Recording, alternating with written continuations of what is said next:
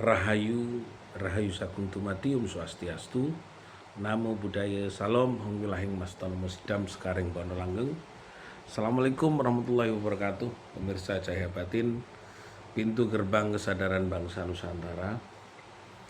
Sambil menunggu waktu jam 3, saya menghangatkan menu makanan untuk sahur.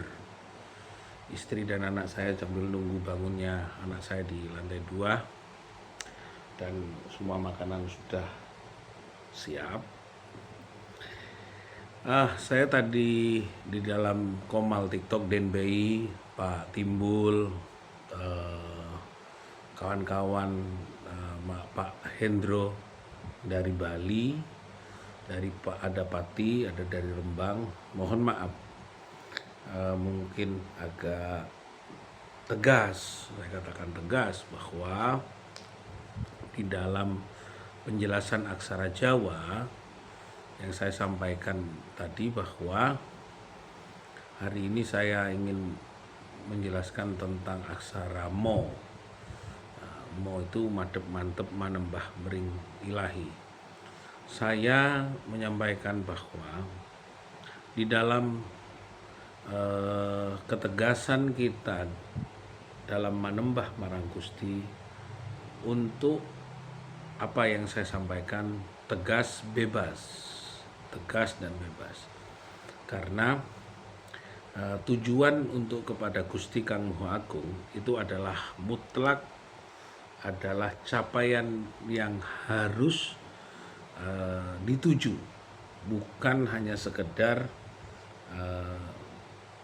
memahami tata cara. Kenapa saya tidak mempersoalkan saudara saya tercinta dari Klaten, dari Rembang, dari Demak, dan termasuk saudara saya dari Bali, dan DNBI di komalnya juga menyampaikan tujuan apa yang dilakukan itu adalah kepada Gusti Kang Maha Agung. Jadi tidak ada sudah teoritik ketika ada sebuah pernyataan. Saya ada tulisan di beberapa pesan kepada saya bahwa bagaimana kita menunjukkan Tuhan itu sendiri di dalam diri kita, bukan dalam praktek ritual. Yang paling tepat atau yang paling sudah pada tingkatan perilaku hidup. Perilaku hidup seperti apa? Hari ini, walaupun tadi mulai siang, jam segini saya harus nunggu perintah dari istri dan anak sampai dia sahur. Setelah sahur, saya selesai membersihkan kalau bahasa Jawa ini korahan, udah bersih semua, baru saya istirahat. Dan sama, saya sebelumnya pada mau menjelang maghrib, saya juga harus menyiapkan buka puasa anak saya. Mulai sekitar jam 3 saya masak, saya incipi, saya makan, karena saya nggak kepingin anak dan istri saya merasakan makanan terlalu asin atau terlalu manis. Sampai pada waktu menjelang maghrib, saya harus mencuci semua cucian di rumah. Esok saya ke kantor, dan mungkin nanti hari Jumat saya syuting CTV, dan terus seperti itu. Apa maksudnya? Bahwa untuk menunjukkan kita itu sudah mengenal dan mencintai kepada Tuhan Yang Maha Esa, itu adalah praktek melayani, mencintai keluarga kita. Lebih-lebih lagi kepada diri kita. Tidak boleh ketika aku sudah mengenal Tuhan merusak badan dengan, contoh, merusak badan dengan mengkonsumsi narkoba. Sungguh saya yakin bahwa orang hakikat, orang-orang yang sudah kenal Tuhan, tanpa harus dijelaskan itu dilarang yang namanya narkoba, karena dia merusak badan. Kalau kita sakit kepala saja butuh obat semacam bodrek atau semacam Paramek. Kenapa kok kita mau merusak badan kita dengan narkoba? Itu menurut saya sudah jelas tanpa harus saya mendengarkan khotbah-khotbah di mimbar-mimbar keagamaan, saya tidak akan merusak badan saya. Karena Tuhan memberikan badan kepada saya itu untuk melayani keinginan saya. Ini kita dengarkan anak-anak lagi patrol di sana, berarti kan sebenarnya yang melayani keinginan saya itu badan. Maka jangan coba-coba, saya sampaikan kepada Gus Nur tadi bahwa jangan coba-coba merusak badan kita, karena tanpa badan kita tidak pernah bisa merasakan nikmat Tuhan. Karena yang melayani keinginan kita ini seluruh badan kita. Seluruh badan kita. Jadi mau itu madep mantep manembah mering ilahi itu hati.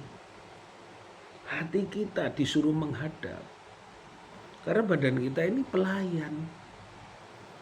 Pelayan yang selalu memberikan kenikmatan di alam yang diciptakan oleh Tuhan ini, agar kita bisa merasakan nikmat yang dijanjikan oleh Tuhan, yang dijanjikan oleh Gusti Kang Agung, yang dijanjikan oleh Sang Hyang Toyo, yang dijanjikan oleh Sang Hyang Widi. Berarti kalau kita tidak menghormati badan, berarti tidak ada bentuk syukur yang sesungguhnya. Maka saya mempraktekkan dalam kehidupan rumah tangga saya menghormati istri saya dan menghormati anak saya seperti saya sudah kewajiban saya menghormati dan melayani Tuhan. Maka melayani Tuhan itu melayani istri, melayani anak, melayani tetangga. Menghormati Tuhan adalah menghormati apa yang ada di dalam rumah tangga kita. Jadi kalau suami masih marah-marah sama istri, bapak masih menghardik anak dan mungkin pembantu, maka dia sedang memarahi Tuhan itu sendiri. Karena di dalam diri semua yang disebut sang pelayan Tuhan adalah badan. Di situ ada yang hidup. Maka yang hidup itulah yang sebenarnya yang harus memahami tentang siapa yang menciptakan hidup.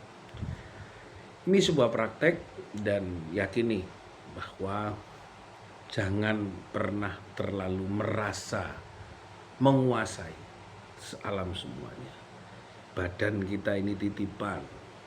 Besok kalau sudah waktunya habis, kontrak kita kepada badan ini habis, maka diambil. Habislah kontrak kita. Maka jangan merasa atau rumongso lebih daripada kuasa Tuhan.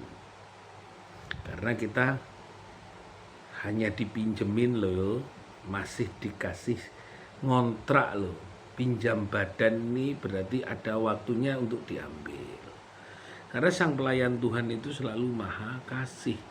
Siapa sang pelayan Tuhan itu sendiri? Badan kita. Kita mau kerja ke kantor dilayani oleh badan. Kita mau makan enak diangkat oleh tangan. Kita mau tiduran yang enak dilayani oleh badan. Coba kalau Anda tidak punya badan, anggap apa yang terjadi? Anda adalah makhluk halus yang tersesat. Semoga ini jadi kesadaran. Mau itu yang disuruh menghadap kepada Allah adalah hatimu. Sebenarnya badanmu adalah pelayan itu sendiri. Pelayannya siapa? Pelayan keinginanmu, dan dia mewakili Tuhan di dalam kehidupan.